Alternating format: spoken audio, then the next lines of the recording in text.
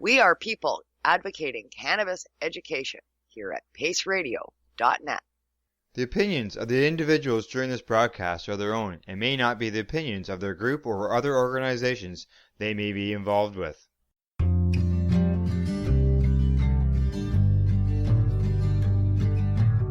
I want to talk about news, don't want the drama.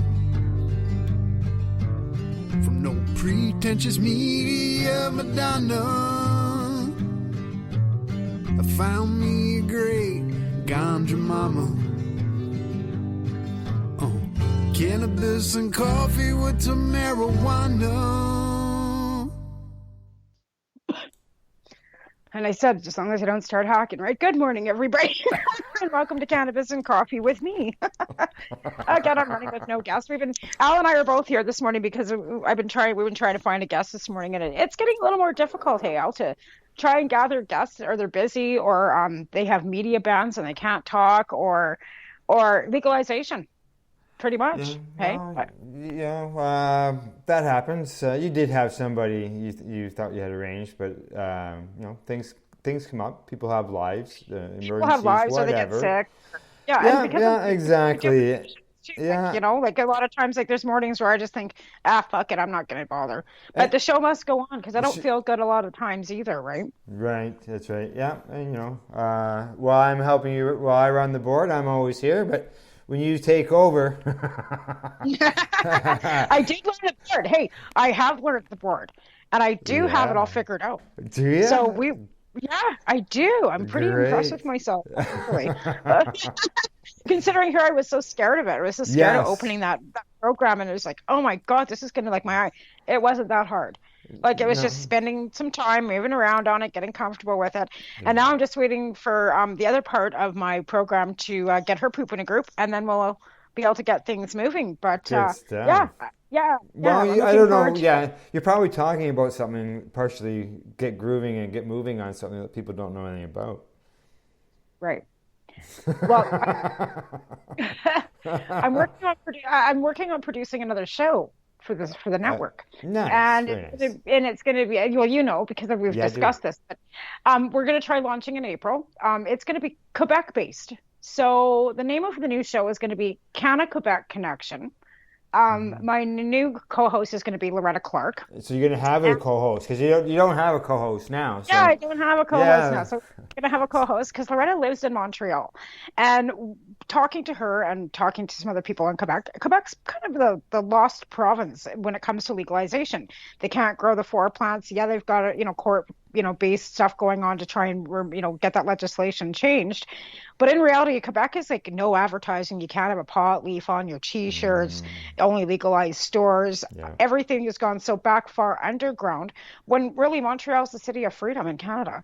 So we're going to kind of go back to our roots and go back to Quebec and see what we can dig out of Quebec for the next little bit. And I'm looking forward to learning some language because I guess too with our Liberal Party changing our legislation for our language laws, I've always been interested in the French language, or Quebec, I guess, because it's not really French. It's more of a Quebecois, slang lingo. There's a difference between it and what's spoken in France, correct? Right. So, like I said, I went to Montreal in 2014 for the Liberal Convention. I didn't want to come home. I just loved the city. It was just so diverse. Buildings. Oh, yeah, just beautiful. So I've always had a bit of a connection there. My aunt went to university, to McGill University there too when I was in my 20s. So I was always wanting to go visit her and never got the opportunity. So when I got the opportunity to go in 2014, I jumped on it because I've always wanted to go and I've always wanted to go back. So again, speaking with Loretta a lot in the last little bit, we came up with this idea and we're going to move forward with it. So good. It's just in its infancy. You're just getting started, getting just the pen on paper just kind of formatting everything, trying to get our logos kind of, what we want for logo and get, I've got a cartoonist that does all my stuff. I've spoken with her and we're just waiting. She's a bit busy right now, so she's got to put us on the back burner for a couple weeks, which is fine because I told her we've got time. So, just in the infancy, but working on formatting and trying to bring forth some news and information out of Quebec. Yes, it sounds good. And, you learning the board, is part of the process. That does take a little bit of time. As you know, it's not always the easiest thing to get set up and running. No. But you're able to do that, so that was very good. Yeah, well, I think it's a difference too because I have a Mac, right? And some of the programs Yes. don't run so smoothly on a Mac as they do on a PC. Like, what is So Soundflower? I never even heard of that. I know, right? And then trying to get it set up, and then it told me that it wasn't accepted on my Mac, and I had to go around the application and actually like override. Even though it's set up and made for the Mac, I still had to override that in the security system because it was considered malware for the Mac. Yeah. That was the whole problem with it. It was the malware anyway. But we're all set up now. Like I said, I've got it up. But Loretta needs to get herself set up on her end. She needs to get a laptop set up too because right now she's only running with a phone. So we've got a few little pardon me glitches that we've got to get maneuvered around. But we're hoping for a 420 April launch. Is what we're kind of hoping for. And we'll have to create a web page for you at the network. I'll create the show for you at the Spreaker site, and we'll do a proper Facebook page set up too. Yeah, And like I said, we've got to get all the social media. Like I said, we'll do a proper announcement and the whole bit. That way we get to test Yeah. everything at the same time. Yeah. And whether we're going to use StreamYard too and do some video because we were kind of talking about bringing in some glass blowers from Quebec because there's some really amazing glass blowers out of Quebec, and Loretta's more connected with the community in Quebec than any of the rest of us are because we don't live there, right? And Chantal too. Also, I've reached out. I'm going to reach out to her and see if she. Yeah, well, I haven't yet. I'm going to and see if she's, I know she's super busy. And then Reese too has also done a lot of stuff that I'm having Reese on my show next week. Reese has done a lot of his work and stuff out of Quebec as well, and he's a comedian and as well too as a cannabis activist and done a lot of organization of events and stuff in Montreal. So having Reese Turner on the show next week too will kind of bring us into that whole realm because the culture is a bit different. I think in every province. I don't think many of us really realize until we go. Because once you're in your little bubble at home in your own province, you don't really realize, even when you go from Cranbrook to Vancouver, it's different. Different feel, different vibe, different, ambiance, the whole nine yards. So we're not the whole country. We're not just talking cannabis. We're talking like just the city. Or just even when you go to Creston from Cranbrook, just the difference in ambiance, I guess, of the community. Correct. So... I'd like to, like I said, a lot of us, because of COVID too, we can't travel as freely as we were able to before until these restrictions lift. So for a lot of us, we're missing our events. We're missing the comedy nights. We're missing the cups. We're missing all that kind of stuff. And I think, doing these shows really kind of try and keep us connected as well as, Kim's show, your other shows, our grassroots shows, all of them keep our community connected. And I think if we didn't have all of this, we would have lost a lot of what we already established. Yeah. Oh, yeah. Just having the internet's made so much difference, and all these different programs and apps and things make people get connected together and share information and share knowledge and become a more informed society because of it. So. Well, even 10 years ago when we first got started, Facebook was there, but we didn't have the video conferencing like we have now. There was no Zoom. There was no FaceTime. There was no nothing. Webcam, and you had to wait for it to load, and it wasn't as free, and you couldn't do like group chats where there was more than one of you. A lot of us had the old dial-up still, so it was super slow. And you couldn't even use a webcam. I remember those days. Yes, yeah. But webcam was a big thing when it first came out. Like, oh, get a webcam, and then when the laptops had built-in webcams, and now it's on our phone. You can phone anybody, FaceTime on your iPhone, and see them. And I think I can remember the days of computers would have to fit in a room. A computer would fit in a room, whereas now it fits in our pocket. Right, exactly, Al. But again, like the video chat, I think even for mental health services and stuff too. People are like, I understand depression. I know I understand it completely.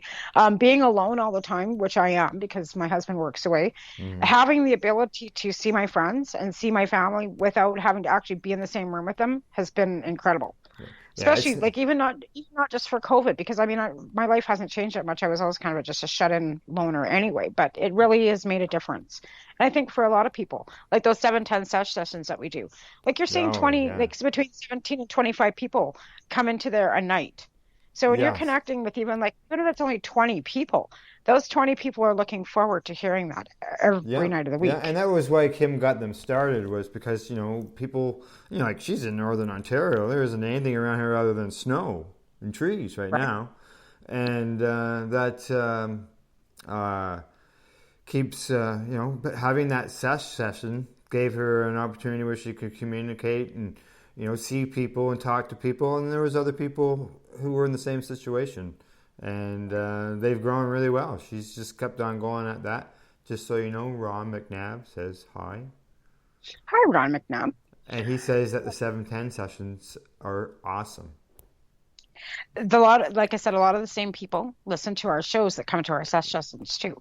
Yeah, Like I noticed that Lynn Young's always on there, yeah, and and again Dee Cochran. We were talking about her this morning. How Dee's always liking our stuff too. So shout out to you guys if you're listening as well, because we do appreciate you guys listening. Like yeah. we even if we like. Al has often asked us, a lot of us, do you want to know the numbers of where people listen? And some of the other hosts want to know, and I get that because I want to keep in touch with the area and maybe shout out to that area of people where they're listening. But I'm not one that really gives a shit, to be honest with you. Yeah. I don't care about numbers and where people are listening. I care. It's not like I don't care. I care. It's just that I feel that if I'm speaking to one person and they're understanding and they're listening, that's all that matters, because that one person It's might count on hearing from me every Wednesday. I might not yeah, even know who they are, yeah, right? Whether they're exactly. here or whether they're in India or whether they're in Africa. And then And we do. they're gonna Listeners, tell somebody else, and they're gonna tell somebody else. I know right. sometimes when I was doing the documentary films, going around to the different um, uh, the cafes that I was attending to, sometimes the best conversations was when there was only one or two people there versus a massive crowd. Mind you, here on radio, you're not having a direct conversation with somebody, but you're still educating, you're still talking with somebody. And even if there's only one person that's listening to a live broadcast, there's still lots of people who'd follow in behind as a podcast, because not everybody is available 24/7 in order to listen to stuff live. Right. And that's exactly it. Like, I mean, that's why we archive. And if you want to go back, but a lot of times too, like the shows that we produce are educational. Like the one we had with Dana Larson. I mean, I've heard that from a number of people that Same was such a here. great show because it was Yeah. so educational. That needs to be shared, is what I've seen several times. Right, right. And it was because, having Dana on, he is so informative, and having expert guests is something that we all of us strive to have on to help people. It's not because we think that's going to make us more notariable, and it's to educate the masses, because now that we've got legalization, more and more people are looking at cannabis for medicine. But if you go into the boutiques and the stores and stuff, you can't ask those people what they need for medicine. They have to do all this research on their own. So they've got, Dr. Google, and they've got, lots of information. Thankfully, we do have the information highway on the internet, because there is a lot of good information about cannabis on the Oh, internet. yes. Oh, And you for can sure. do your own research, but there's also like so many publications like yours, Grassroots Advocate, and Skunk Magazine, and even High Times and TY Magazine. Even though it's not being produced anymore, all those old issues still have so much information in them. Oh, yeah, And it's because of our community that we did the research on our own to write yeah, these articles, to bring awareness. the past TY magazines, they are available online, and there's lots of issues that had deeply researched medical information articles, and several of them have like half a page to a full page of research reference spots where they got the information from in order to put in the article. Right. That's Yeah. right. Yeah, and like I said, and all that information is still there. Most of the links are still on It and all that stuff. Yeah, it never goes old as far as I'm concerned. Research information. For example, there was one done on stents going in for hearts, and that research never goes old. That would be something that somebody could read, and then they say, hey, I want to get updated information on that, because I have an uncle or an aunt that is going for an operation to deal with heart stents, and here's a way that maybe cannabis can help them get through all that. Right, exactly. And and that's, again, the information never gets old. No. It gets updated because as we get, correct. as we progress, right? And let's face it too, like even 10 years ago, we didn't have the information on CBD and CBGs and, the THC, Tetra 2 and all the isolates and exactly. For years, nobody even mentioned the word terpenes. Exactly. And it wasn't really part of the medicine. They were isolating and doing all this stuff. Now that they've got getting more and more research, they're realizing how important the terpenes are. Oh yeah, big time.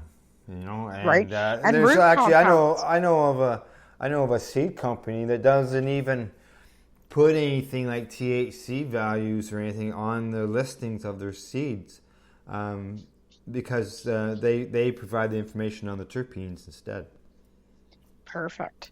And that's the thing, like the terpene is valuable, like in every plant. Like I don't think, lavender, even basil, peppermint, the terpene in all those plants are what make them medicinal. Yeah. It's the smell, it's the aroma, it's the taste, it's, all of that combined. And if you take the taste and the smell out of a cannabis plant, you're just getting plant.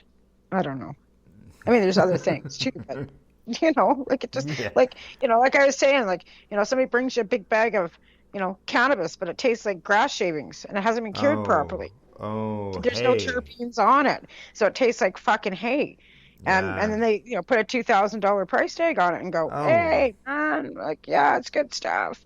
And I'm not, like, where's the terpene?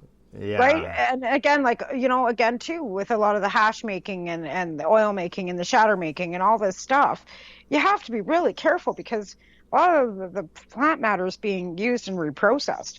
Like, and I've mentioned this before too, like we were talking about this, prior to, like, all these licensed producers, I ask the question, everybody says, there's tight restrictions, there's cameras, there's fobs, there's all this restrictions and all these regulations. But you ask yourself, how many times did a Health Canada inspector come check your garden when you grew? Oh, yeah. As a patient, I've only ever heard of very, very few reports of a patient being visited by a inspector, and this includes and this includes people who have been in the program since the beginning, so like 20 years ago, and it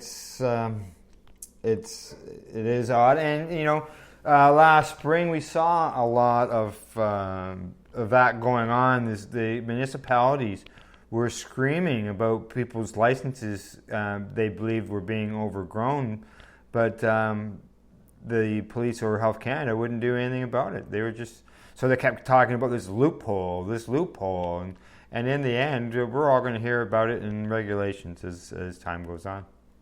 Right. But like I said, like, do they have specific inspectors that are just set out in certain provinces? They've got the cannabis safety, units and stuff that are going around looking for. That's the police. Stores. Yeah. You know what I mean? Yeah. I've had the RCMP come because somebody called, like when I lived in Alberta, said that I was running an illicit drug house. No, Christ. So they came to check it with CPS on my kid and and counted my 4 plants, or I probably had 30 then because I had my licensing and whatever. But they didn't do anything. They couldn't do anything. Can I get you to carry on this conversation with yourself for about 20 seconds? Yeah, absolutely. You got to go check the dog. Yeah, she's standing right here at the door looking at me. He was barking, let me in. And again, like I said, how many other people, like, when you think about it, as a patient, I know myself, I've never had Health Canada come and inspect whether I had dogs, gates, security cameras, and on the register, like when you're filling out your application form for a patient, all of these things have to be put in, but nobody actually comes and checks to make sure that you've got it. So again, when you're filling out a licensed production form, do they come and check to make sure? Like, I know that people have been told their facility is not good enough and they have to rebuild, and so there must be some sort of inspection for that. But after your plants are in the ground, like I said, they've never come and inspected after you fill out your application as a patient to see if you've got a security system or whether you've got a gate system around your house or whether you've got a vault in your house to store your cannabis. Not one person has ever come to my house as a patient to check that. And I'm not asking them to. Like, as far as I'm concerned, it's my medical and it's none of their business. So again, with the licensed producer then, because it's supposed to start out a facade of medical, it's privacy. They don't question. They don't come back to your house and count your pills. Right. Yeah, now some people would say, well, the pharmacist counts your pills. Well, yeah, the pharmacist just counts your pills before you take them, but that's not, it. they're monitoring. They're not monitoring them in any way. No, you could be prescribed 2 Percocet a day, but you're at home slamming 8 and you're snorting the fuckers. Yeah, or you know what I mean? You're picking up a bunch and you're only needing 1/3, and people like Smarties. It's right? Just, exactly. Yeah. Like, so nobody's monitoring that kind of aspect. Correct. But again, like I said, like I'm curious to know, because again, like, it's all this big facade of, high security and high regulation and security guards and armed people at the door on these licensed production sites. But is that the reality of it all? Are they sending inspectors in once a week? Are they checking? No, I think they're more. I think they're more. I think they're probably be more along the line of having to follow procedures, sort of like an ISO type thing, where they have to follow procedures and they have to send in testing results for this or for that or whatever. But as far as any physical inspections, those are probably a lot, not as many of them, obviously. And it would be probably more along the line of going in and just verifying the information that was sent to them. Kind of like they do with the 5 people that work at the Health Canada department in Ottawa.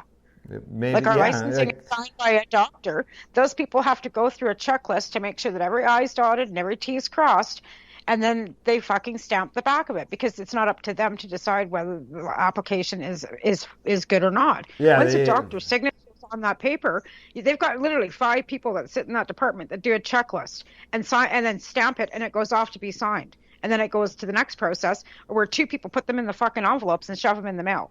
Why it takes 10 weeks to get a renewal or get your licensing is because they've literally got 5 people. I think they were allowed, when I was in Vancouver 4 or 5 years ago now, I guess, before legalization for the roundtables, the Liberal government had just given Health Canada some money in their budget so that they could actually hire some more people for Health Canada, the Health Canada department.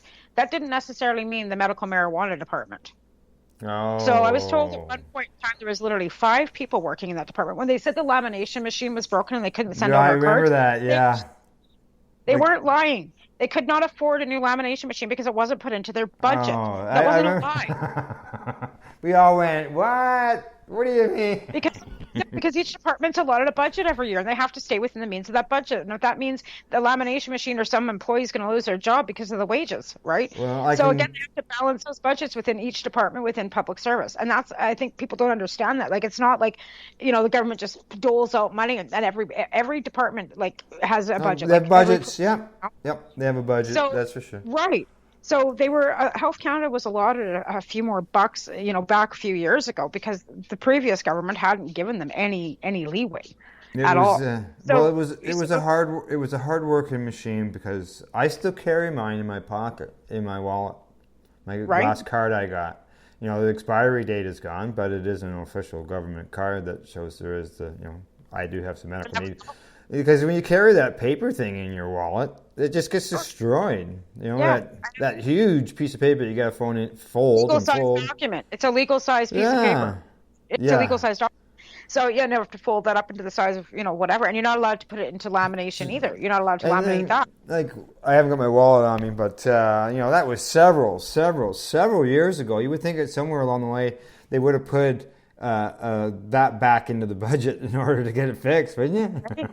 Yeah, but again, like I said, we don't even have to send pictures anymore. Whereas before you have to send passport pictures.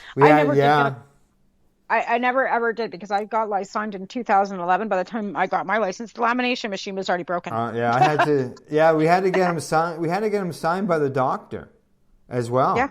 Yeah, to verify that's who you are. Yep.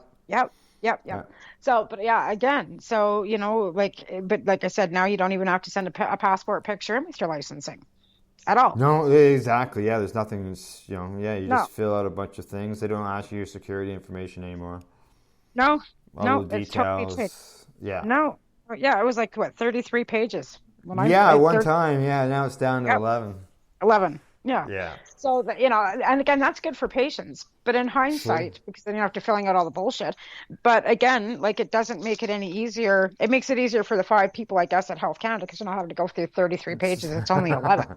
Yeah, But and actually, I think out of that 11, I think depending on the way that you're growing or your license goes in, that may even be reduced down as far as 7 pages, which is really nice compared to the old way. But yeah, it's still it's still something that has to be done. You still got to deal with your doctor every to year, do that which is every bullshit too. year. Yeah, like you're going to get better. Like it's kind of like the veteran that has to get his leg checked that it was going to grow back just to get Veteran Affairs. And You know what I'm I'm sure saying? they would turn around and say, well, when you get a prescription, you have to get it renewed. When you get a prescription for anything, you do have to get it renewed. Yeah, that's true. No. At least it's not every 3 months like it is for some narcotics. Oh Some yeah, exactly. Yeah, You know what I mean? Yeah. Like for myself or any narcotic that I want, I have to talk to my doctor every 3 months if I want them, right? And then she'll put them on a renewal for 3 months. Just so you know, Ron McNabb has updated us on the licensing carrying requirement. He tells us that they now allow you to carry a digital copy of their authorization. Oh, interesting. Interesting. Yes. It is interesting because we were never even allowed to email them before. Well, you got to think. I know. It comes to you in the mail. It comes to you in the mail. So I guess you just take a picture of it. Huh. Interesting. Yeah. Interesting. I haven't got one right now. I mean, I had an LP because then it was an authorization on my phone Right. through the app, right? Right. But I don't even have one right now because I just don't care. Well, yeah, yeah. It's legal. I don't have any power to grow my prescription out. I don't have any plants right now. Actually, I killed my last one yesterday because it just could not get spider mites. So I don't have anything. I've got nothing, and I turned the lights off and cried a little. If you don't have a clean, reliable source, I know it takes time, but that's what seeds help with. I've got seeds here. I've got some old seeds from Marassa that I tried popping, but they're 12 years old, and I'm not sure they're pop. Yeah.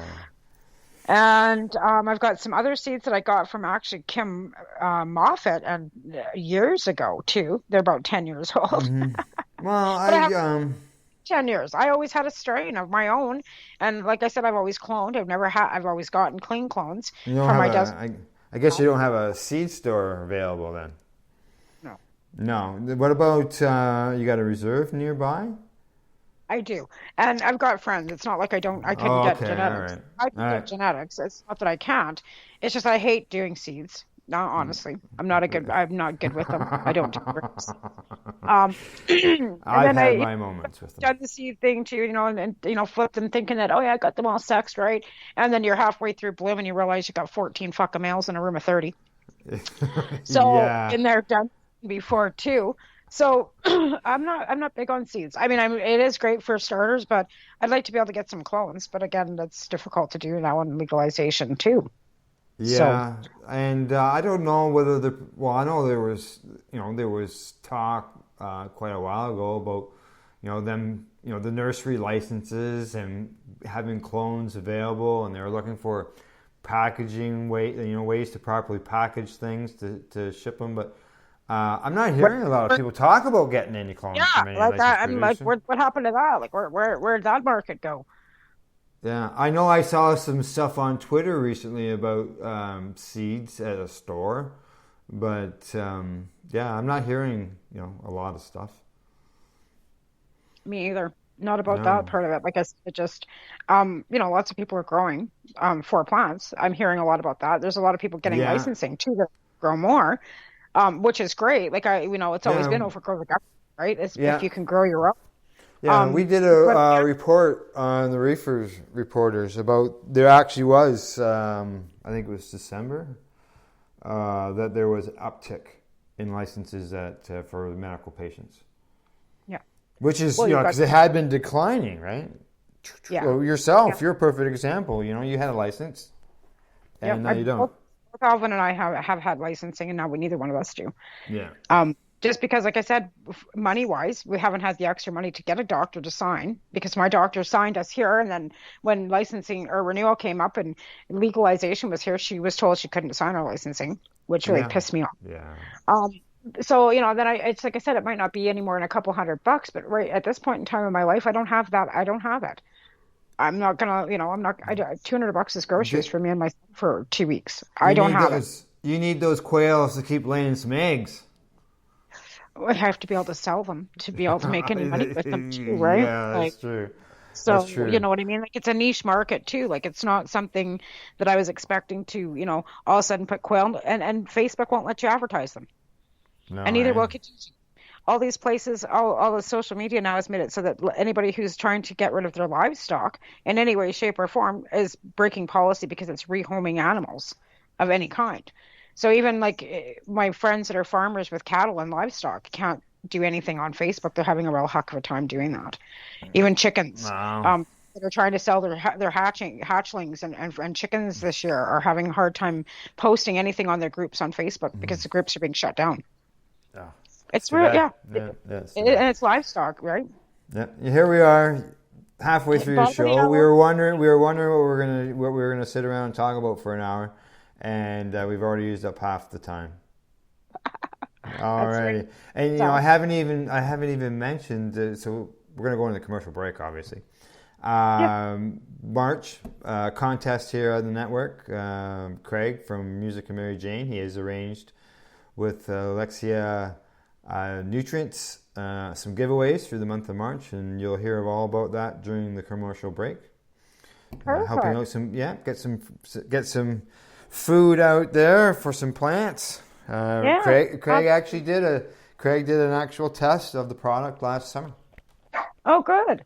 Yeah. I haven't tried that one. Like I said, I'm not growing right now, so yeah. And we did an announcement here on the network. It's on our website, paceradio.net, as well as some of the information on the contest is there as well. I just uploaded that this morning, like probably 20 minutes before we went live. So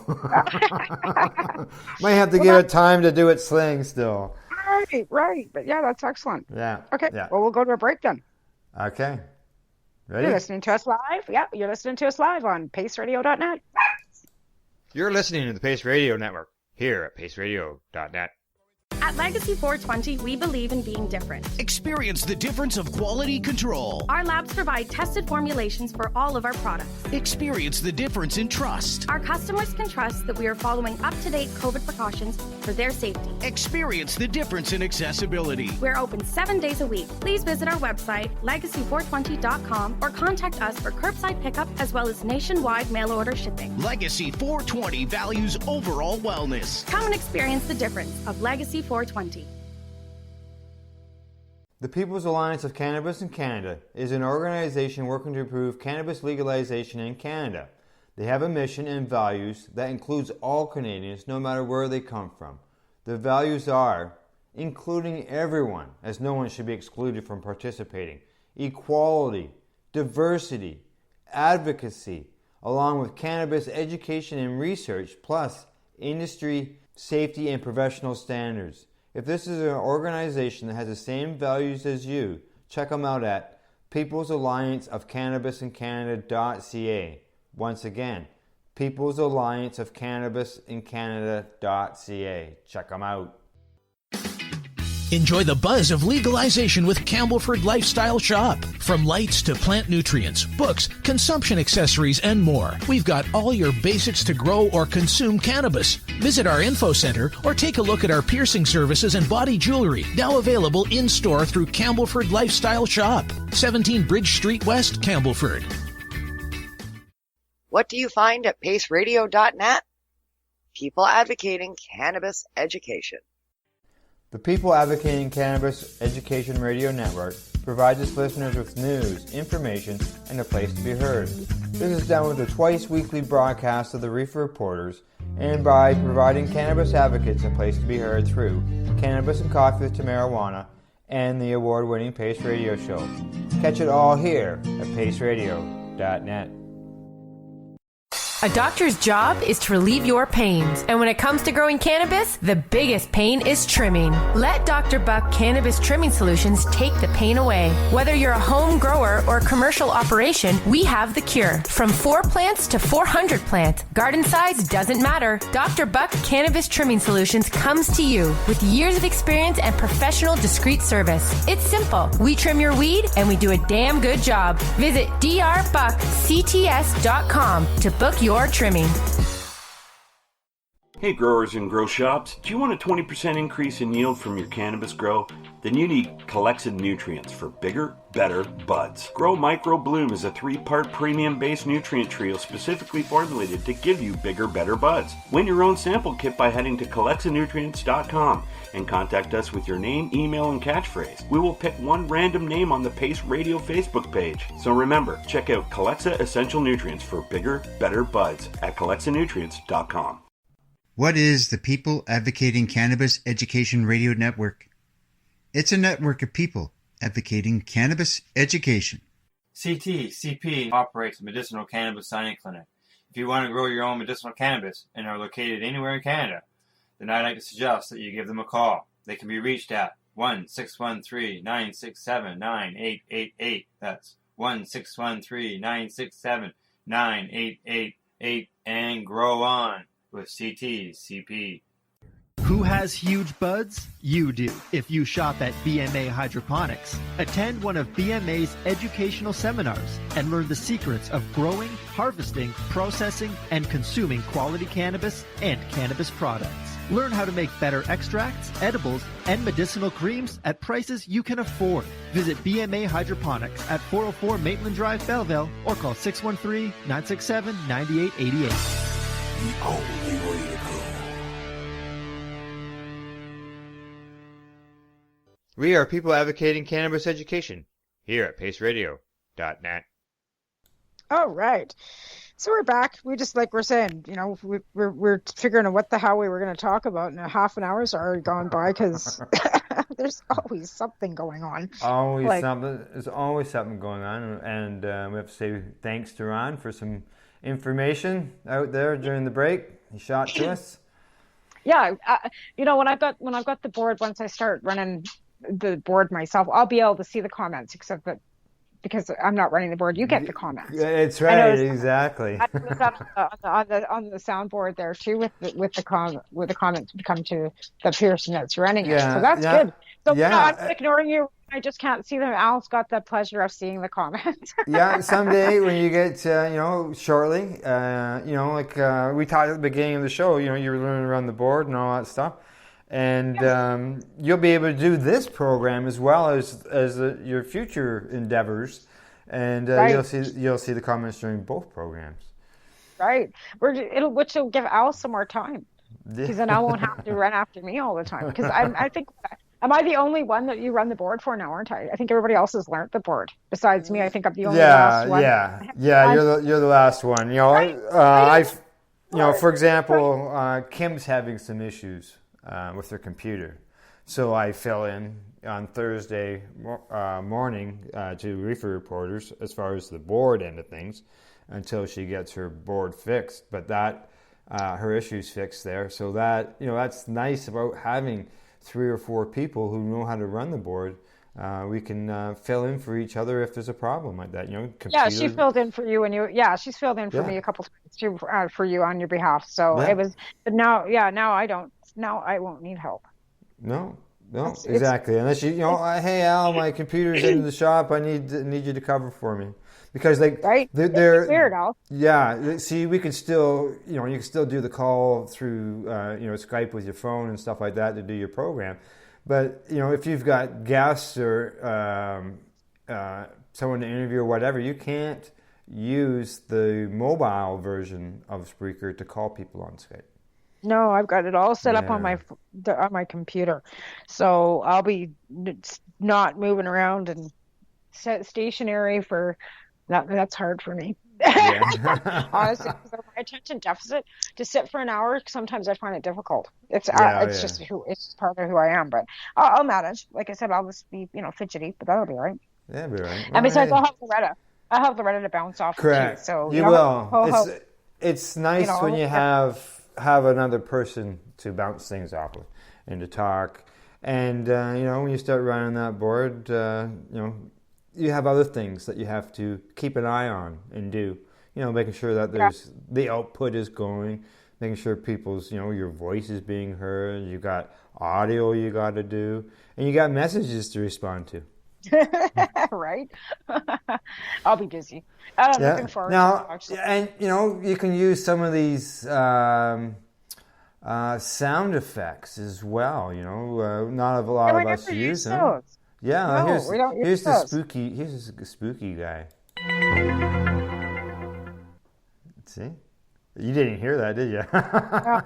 Our listeners did. No, that's the thing. You don't get to hear it. I heard it, and our listeners hear it. So here's a bell. Yeah. I've heard them though.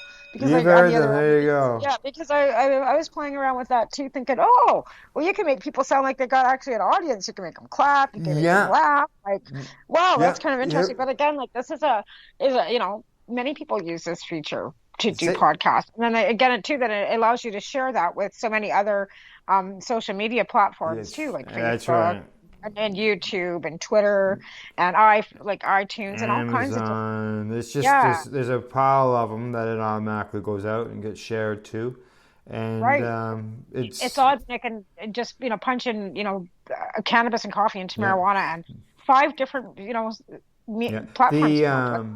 Spotify. Yeah, you mentioned earlier about our locations where we're heard at, and that's I like to that as far as an idea to see how far our voices are being heard. Right. Yeah. Just like with Craig, we found on one of his shows of a place that nobody had, an island that nobody even heard of before.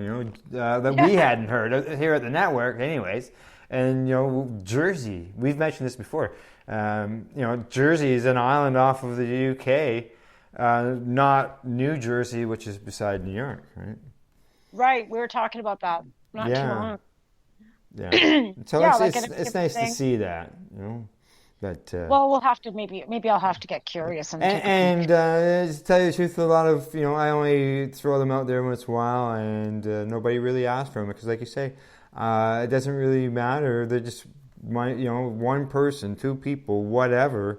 Hearing the message is it's important. Yeah. Well, when I get feedback from past guests too that say, "Hey, it was really empowering for me to be on your show." Yeah. Well, I can't talk to, so I sent this link to my sister-in-law, and she really enjoyed it and figures I should share it. And now I've inspired somebody else to start their own podcast. Yeah. So, you know what I mean? Like that's an amazing thing because it's giving voices to people that wouldn't normally have them.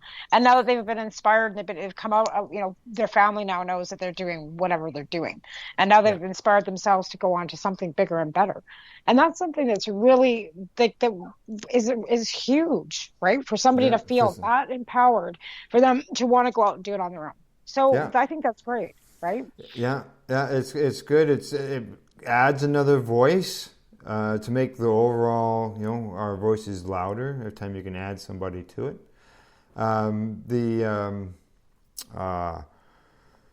Another thing with the board and the things we're reaching people through Spreaker is that those, as long as there's a Spreaker account, those interviews will always be there.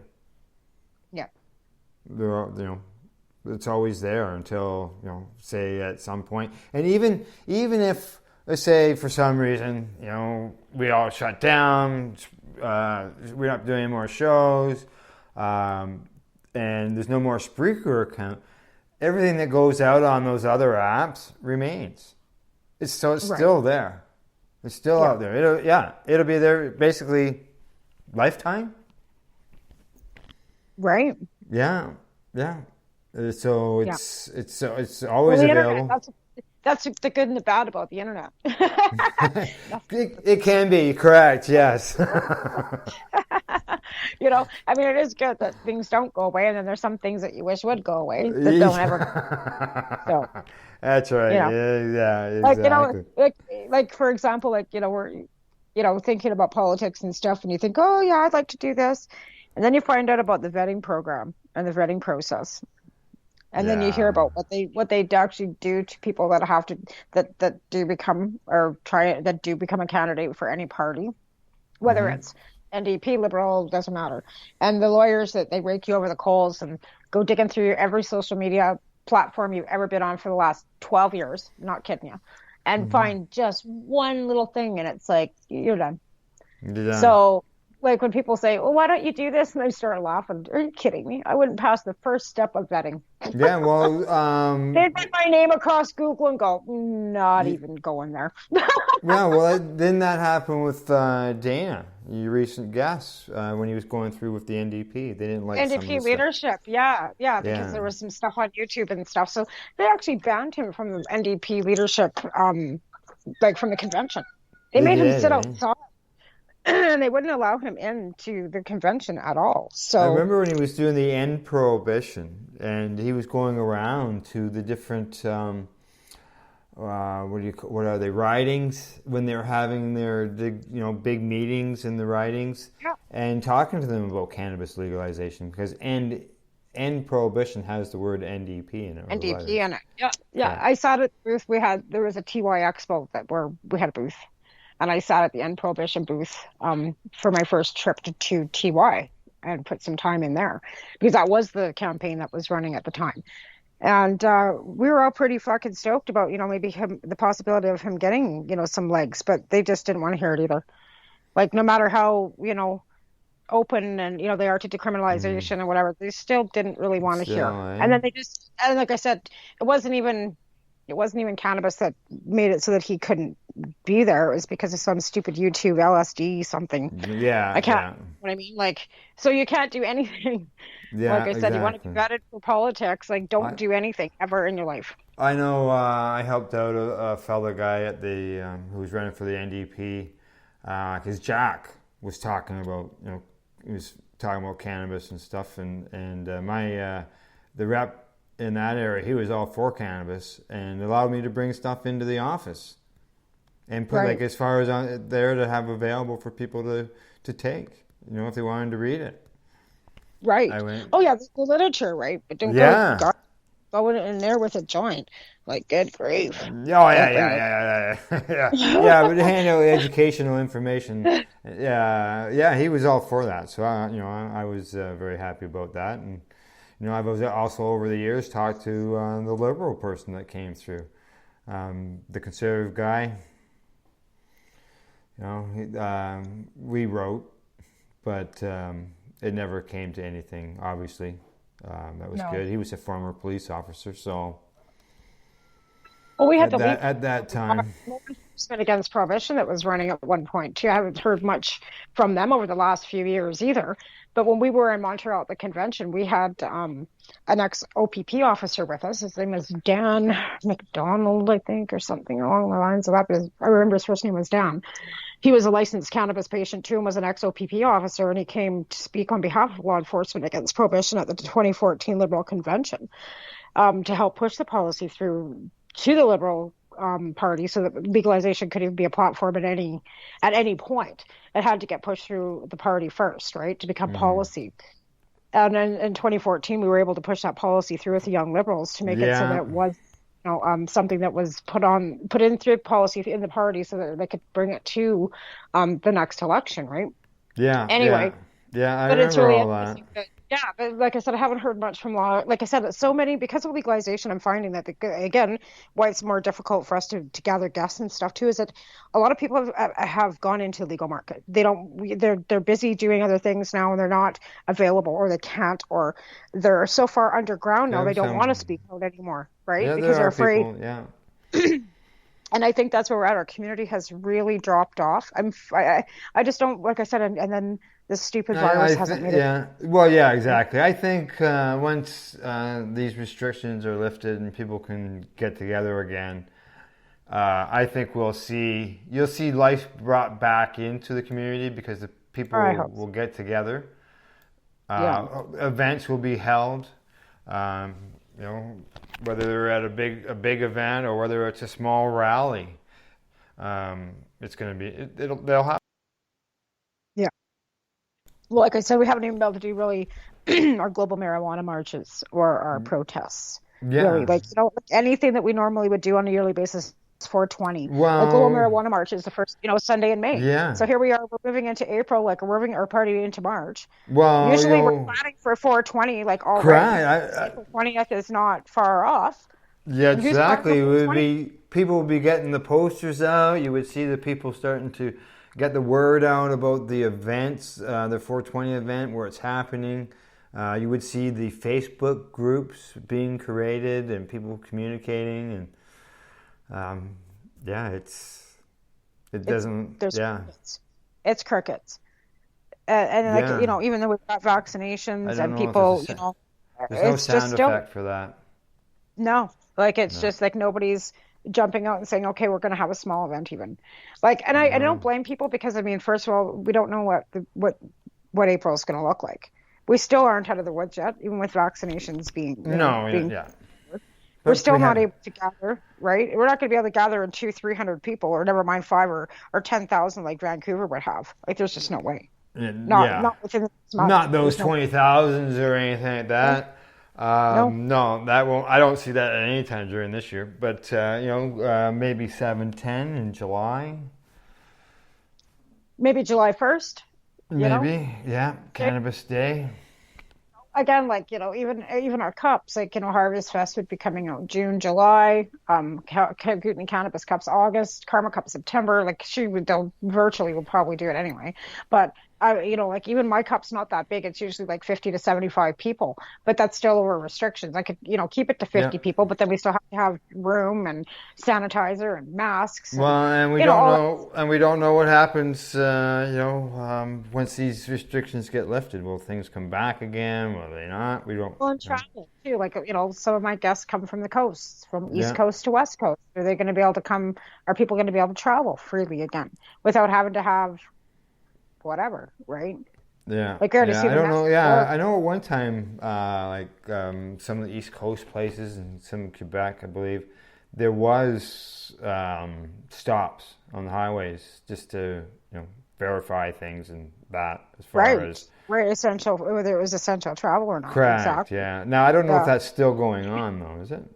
I'm not sure. I haven't had a chance. Well, they're doing it. Yeah, they've got a big.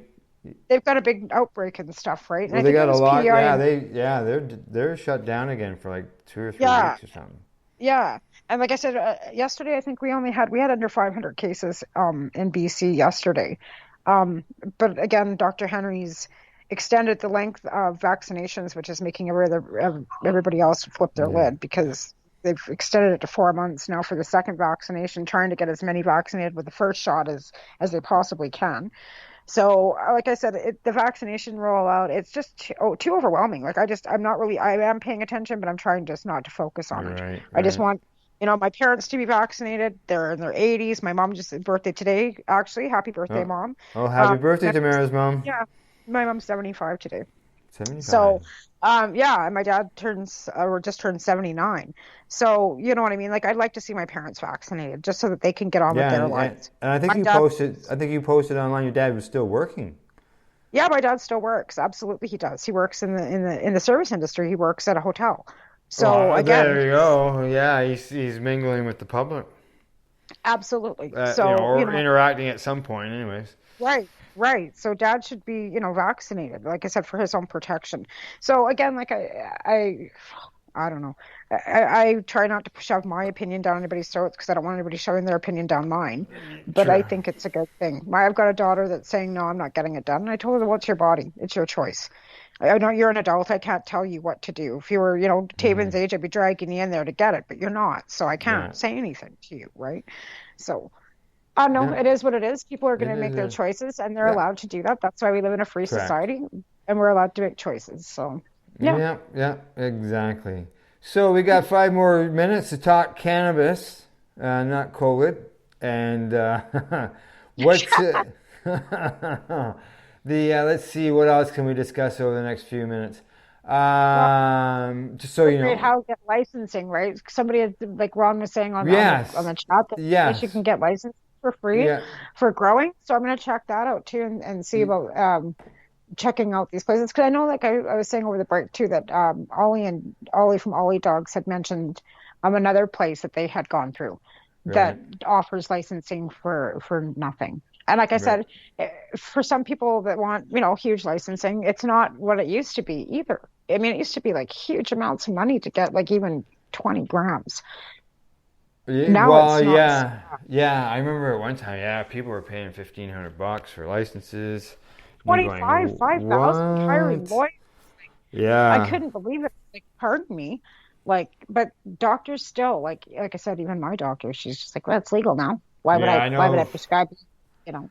I know one place that was a couple $100 or something, for 10 or 15 grams, somewhere around there.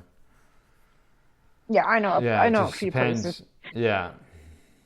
That are still charging. That's not it's not the non-for-profit or the clinic per se. The doctors are still expecting payment. The doctors, so because it's not, they're not being paid by OHIP, where some of the clinics are getting paid by OHIP. Right. And so the ones that are getting paid by OHIP, you're not paying to get into there.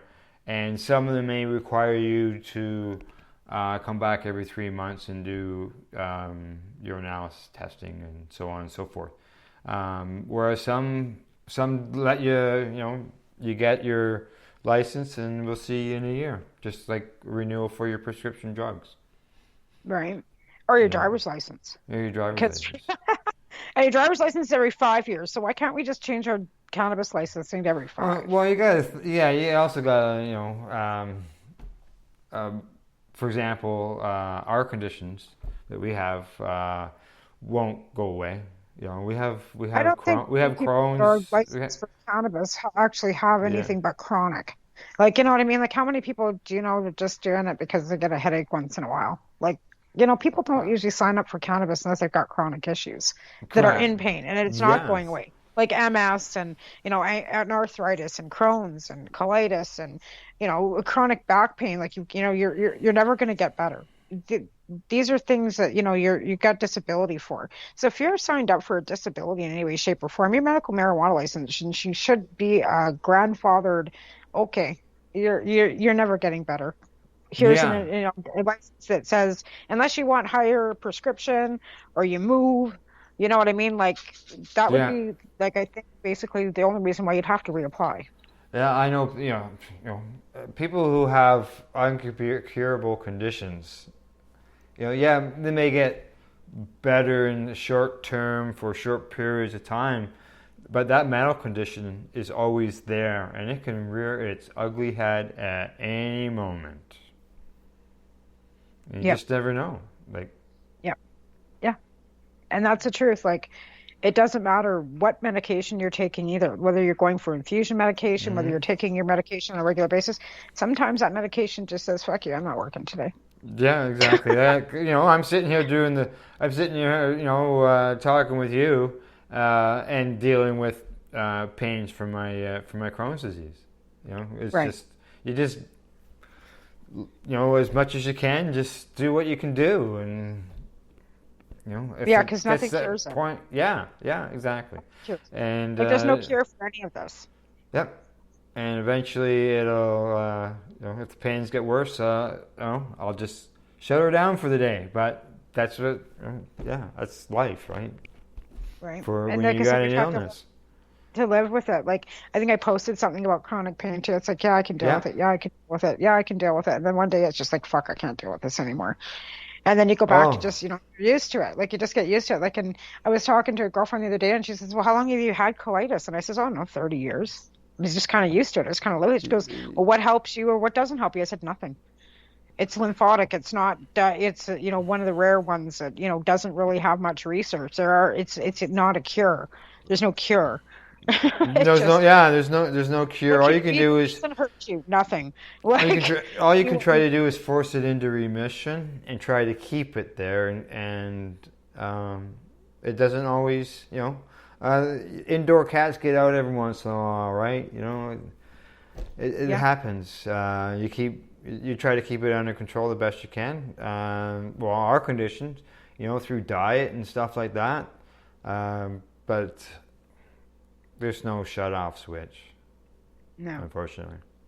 No, it's not. it's not like a remission like cancer where it's, it can be cut out and just go away. Yeah. It's not the same. I'm one of those too. Right? Yeah. Exactly. So, and I kudos to every cancer survivor out there and anybody who's battling cancer, because I know it's a brutal fucking shitload too. Yeah. But with, like Crohn's or colitis or MS or, any of these other, autoimmune deficiency diseases that just don't ever go away, fibromyalgia, it's not like they can just cut out a piece of your pain and it goes away and you can have a few chemo, treatments or radiation treatments. You go into a remission and you're good for years, and, chances it could come back are there. And you're a survivor and that, but when you're dealing with chronic, like I said, muscular dystrophy, MS, arthritis, Crohn's, colitis, any of these diseases that are autoimmune like ours are, they don't go away. We can't go and have surgery to have it just go away. It doesn't go through a few chemo treatments. And I'm not, like I said, I'm in no way negating cancer in any way, shape, or form by any stretch of the means. I feel. Like I could be the next person with breast cancer too. Like, I'm not saying that. I'm just saying that there are diseases that are out there that don't have options. Yeah. Like I had melanoma, skin cancer, and they were able to remove it. Lymph nodes were clean, and 6 years later, I'm still going in for skin inspections. Even though absolutely. Yeah. So even though it's been cut out and removed, they're still looking for it. Well, yeah, because the cancer cells are always still within your body. We all produce cancer cells all the time. It's like when the cancer cell is going to rear its ugly head and decide to come back. I can tell you, it doesn't cause any pain though, like Crohn's, as far as now in this, today type thing. Right. But like I said, we all produce cancer cells too. So like I said, I'm not negating cancer in any way, shape, or form, because it's a brutal fucking battle and people die every day from it too. And, it's ugly. It's not, you're right. I lost both my parents to it. Yeah, absolutely. So like I said, in no way am I negating that or any other affliction, because I think that's the problem too, is that nobody's any sicker than the next person, or you know what I mean? Like it's not a competition. No, it's not. It's not. No. Hey, I got and a big list of stuff. It's like we're all suffering in so many ways, and a lot of people don't say what they're suffering with, even with mental health disorder too. Like there's just so much.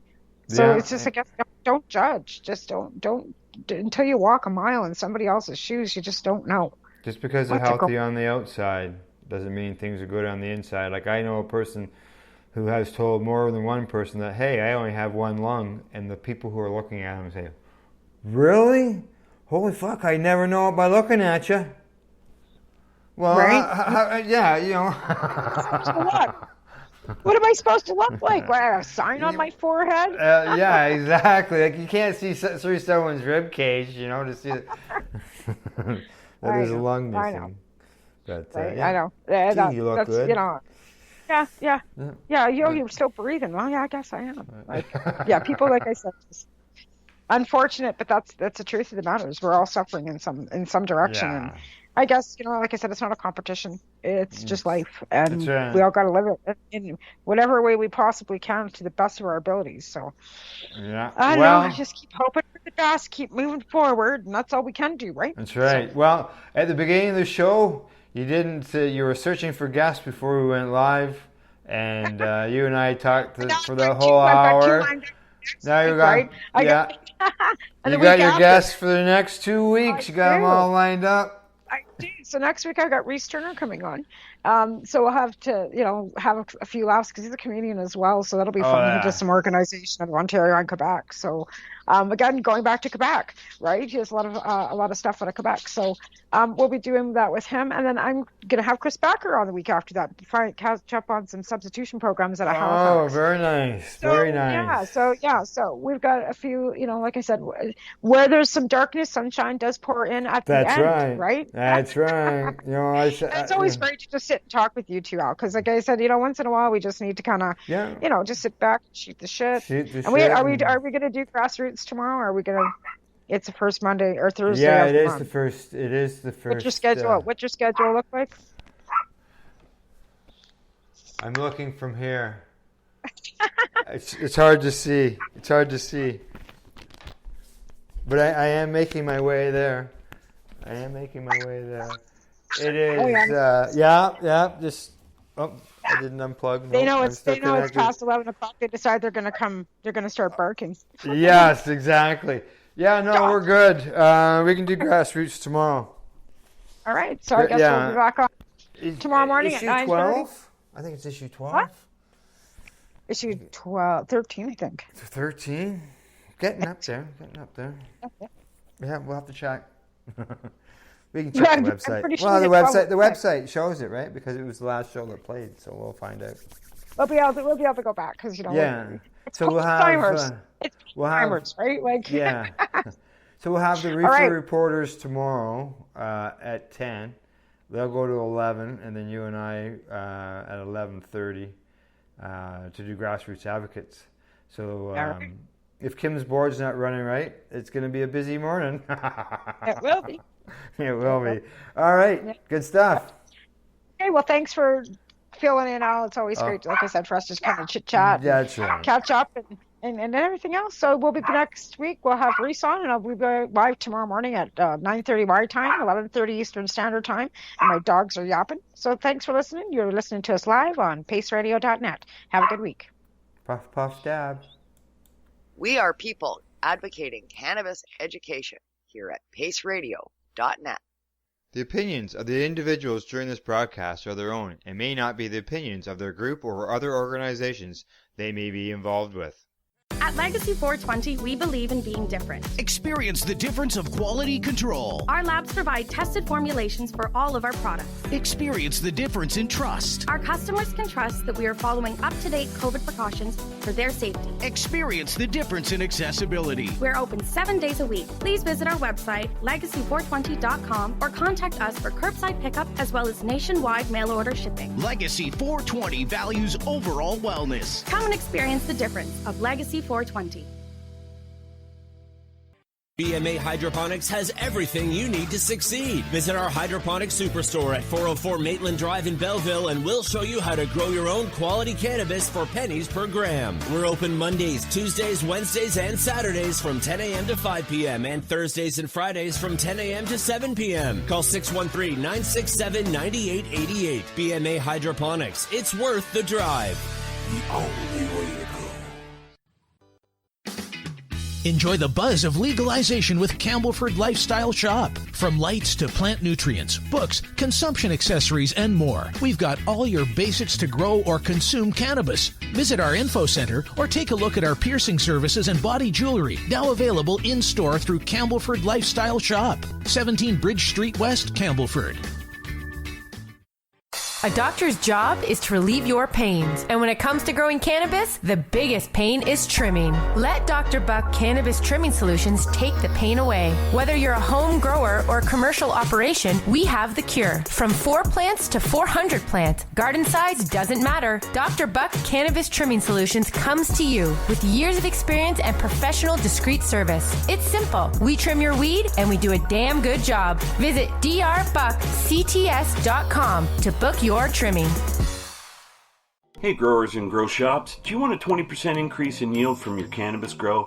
Then you need collected nutrients for bigger, better buds. Grow Micro Bloom is a 3-part premium-based nutrient trio specifically formulated to give you bigger, better buds. Win your own sample kit by heading to collectsanutrients.com and contact us with your name, email, and catchphrase. We will pick one random name on the Pace Radio Facebook page. So remember, check out Collexa Essential Nutrients for bigger, better buds at collectsanutrients.com.